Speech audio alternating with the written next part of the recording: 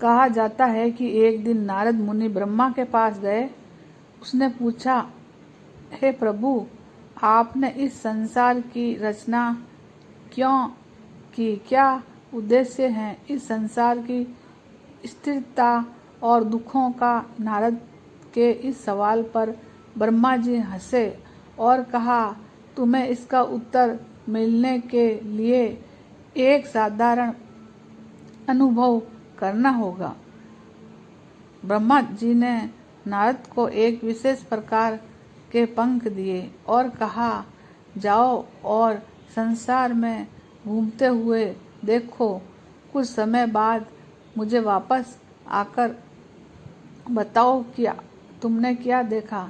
नारद को मुनि पंखों के साथ संसार की यात्रा पर निकल पड़े।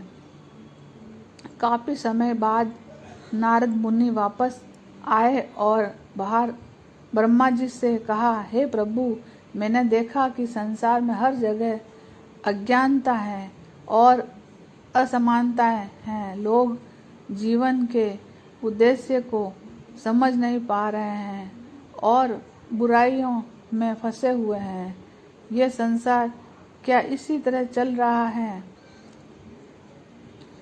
ब्रह्मा जी ने फिर नारद से कहा, तुमने जो देखा वही संसार की प्रकृति है। इस संसार का उद्देश्य आत्मा के विकास का है और इसे समझने के लिए हर जीव को अपनी यात्रा पूरी करनी होती है। जब तक आत्मा इस संसार के कुछ सीख नहीं लेती, तब तक उसे दुख और कष्ट का सामना करना पड़ता है। यही जीवन का उद्देश्य है, आध्यात्मिक ज्ञान प्राप्त करना और ईश्वर के साथ मिलन करना।